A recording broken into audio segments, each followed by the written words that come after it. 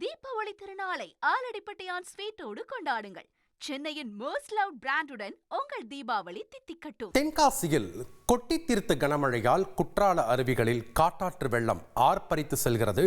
அதன் காட்சிகளை நாம் பார்க்கலாம்.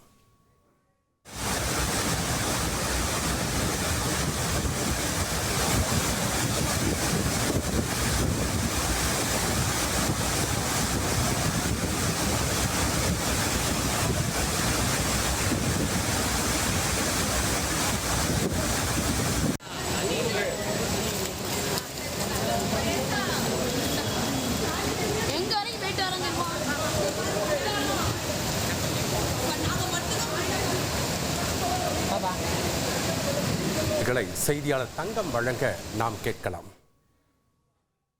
அதாவது தென்காசி மாவட்டத்திலிருந்து கடந்த 2 நாட்களாக மழையின் தாக்கம் அதிகமாக இருந்து வருகிறது. இதனால் குறிப்பாக மாவட்டத்தின் மேற்கு தொடர்ச்சி மலையை ஒட்டியுள்ள குற்றால அருவிகளில் நீர்வரத்தானது அதிகரித்து ஏற்பட்டது.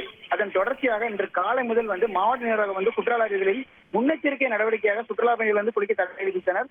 தொடர்ந்து நீர்வரத்து அதிகரித்து காணப்படவில்லை. இன்று மாலை சில மணி நேரங்களாக மாவட்டத்தின் பல்வேறு பகுதிகளில் கனமழை பெய்தது. அதன் தொடர்ச்சியாக குற்றால மெயினருவி, ஐந்தருவி, பழைய குற்றால அருவிகளில் தற்போது காட்டாற்று வெள்ளப்பெருக்கானது ஏற்பட்டுள்ளது. இந்த காட்டாற்று வெள்ளப்பெருக்கினால் அருவியின் மேற்பகுதியிலிருந்து கல், மண் மற்றும் மரத்துண்டுகள் அடித்து வருகிறது. குறிப்பாக இதனால் செம்மண் மேல்பகுதியிலிருந்து அடித்து வரப்படுவதால் அருவியில் நீர் செந்நிறமாக காட்சியளிக்கிறது. மேலும் தற்போது இந்த அருவியை பார்க்கிறது அவ்வளவு ஆக்ரோஷமாக காட்சியளித்து வருகிறது.